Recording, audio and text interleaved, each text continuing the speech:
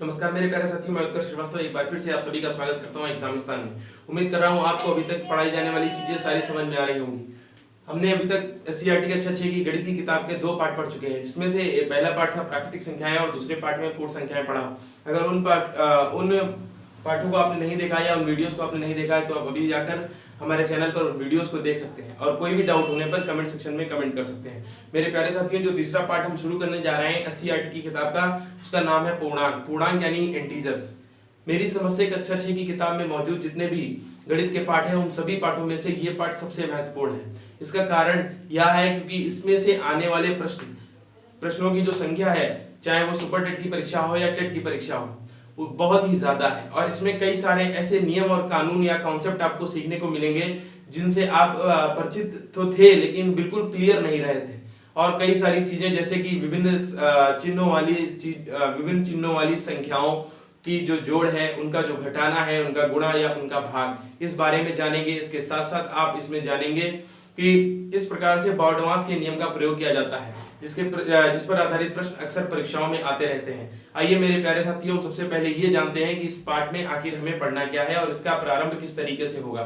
तो जो पूर्णांक का पाठ है, जिसे हम इंटीजर्स कहते हैं, हमने पहले से आपको बता रखा है कि सबसे पहले हमने प्राकृतिक संख्याएं पढ़ी। उनमें वे संख्याएं आती थी जिनको हम गिनती के लिए प्रयोग करते हैं, यानी 1 से शुरू होने वाली और आगे इसी प्रकार से बढ़ने वाली। और जब पूर्ण संख्याओं को लेते थे तो इन प्राकृतिक संख्याओं में शून्य को भी सम्मिलित कर लिया जाता था। शून्य को सम्मिलित करते ही प्राकृतिक संख्याएं पूर्ण संख्याओं में बदल जाती थी। इसी के साथ साथ जब पूर्णांकों के बारे में पढ़ेंगे तो पूर्णांकों की आवश्यकता क्यों पड़ी, सबसे पहले ये जानेंगे। यानी पूर्णांकों में क्या होता है, शून्य से पहले की संख्याएं, शून्य से पहले की संख्याएं शून्य से पीछे की संख्याओं को लेंगे जो कि ऋणात्मक संख्याएं होंगी। प्राकृतिक संख्याओं के संगत, यानी +1 का -1, +2 का -2, +3 का -3। इधर कोई चिन्ह नहीं लगा हुआ है, इसका अर्थ है ये सारे धनात्मक है। और चूंकि यहाँ पर चिन्ह लगा के दिखा रहे हैं इसलिए हम यहाँ पर प्लस लगा सकते हैं और इधर माइनस लगा सकते हैं। ये सारी चीजें पूर्णांकों में आएंगी। तो हम इसका पाठ की जो शुरुआत करेंगे उसमें सबसे पहले पढ़ेंगे कि आखिर पूर्णांकों की आवश्यकता क्यों पड़ी। आखिर हमने क्यों पूर्णांकों को, मतलब जो लोगों ने, गणितज्ञों ने पूर्णांकों के बारे में सोचा, इन संख्याओं के बारे में सोचा, तो आखिर उन्होंने ये सोचने की आवश्यकता क्यों पड़ी। दूसरे नंबर पर हम इसमें पढ़ेंगे पूर्णांकों के बारे में, आखिर पूर्णांक क्या होते हैं। हालांकि उसके बारे में मैंने आपको बता दिया है, फिर भी कुछ और चीजें हैं उनके बारे में बताऊंगा। फिर हम पढ़ेंगे किस प्रकार से जो अंक है, संख्याएं हैं, उनकी विपरीतता, उनकी किस प्रकार से रिवर्सिबिलिटी जो होती है वो देखी जाती है, या वो किस प्रकार से ऋणात्मक हो जाते हैं। उसके बाद संख्या रेखाओं पर पूर्णांकों को प्रदर्शित करने के तरीके सीखेंगे। फिर जो अगला पार्ट आएगा उसमें हम पढ़ेंगे विपरीत संख्याओं का संयोग। विपरीत संख्याओं का संयोग यानी एक ही संख्या जो कि धनात्मक है और ऋणात्मक है, अगर उनको जोड़ते हैं तो उसका उत्तर क्या आएगा, उसके सॉल्व करने पर हमें क्या प्राप्त होगा। इसके बाद जो अगला पार्ट आएगा वो है संख्या रेखा पर विपरीत पूर्णांकों के जोड़े।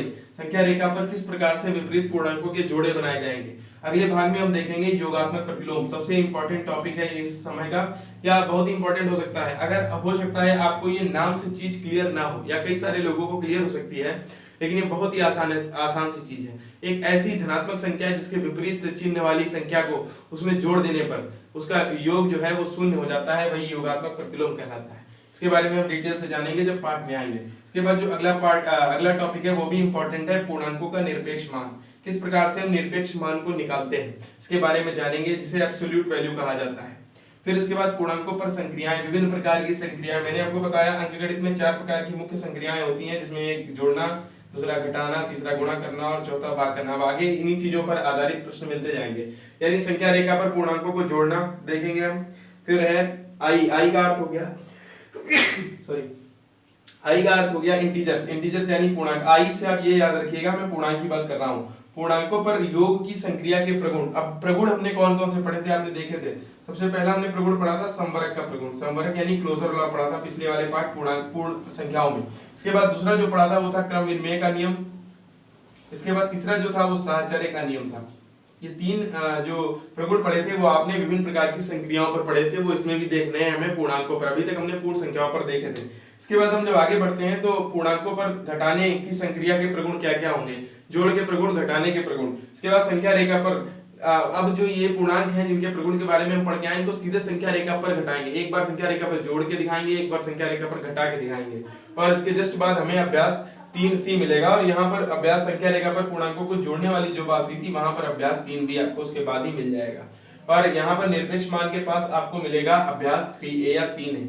और जो यहाँ पर है संख्या रेखा पर पूर्णांकों को घटाना, इससे आपको अभ्यास 3C मिल जाएगा। इसके बाद हम आगे बढ़ेंगे तो हम देखेंगे कि पूर्णांकों पर गुणन की संक्रिया किस प्रकार से होगी। अभी तक हमने योग की संक्रिया देख ली होगी और घटाने की संक्रिया देख ली होगी। अब हम देखेंगे गुणन की संक्रिया किस प्रकार से पूर्णांकों पर लागू होगी।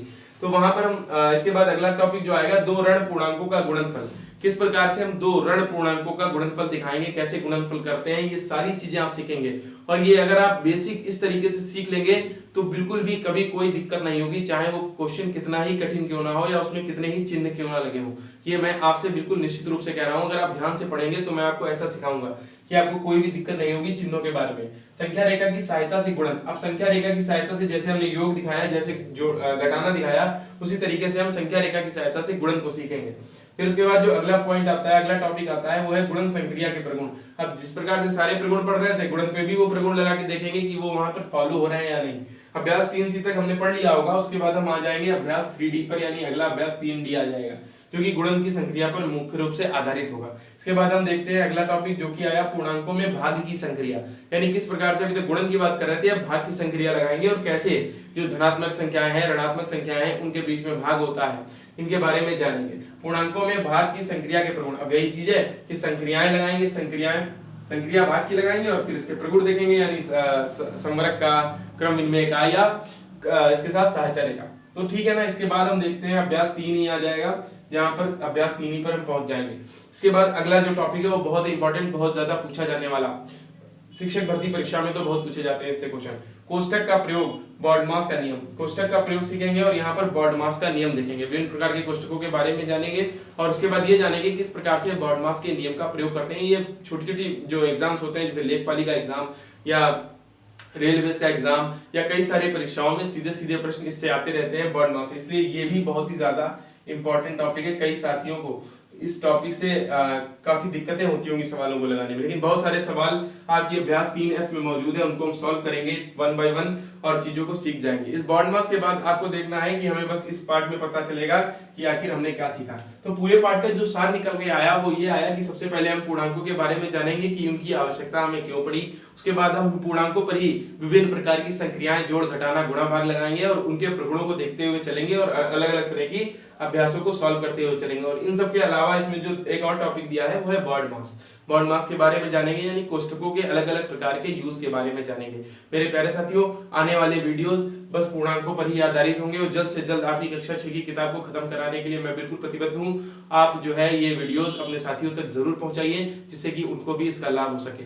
अब मिलते हैं अगले वीडियो में। Thank you.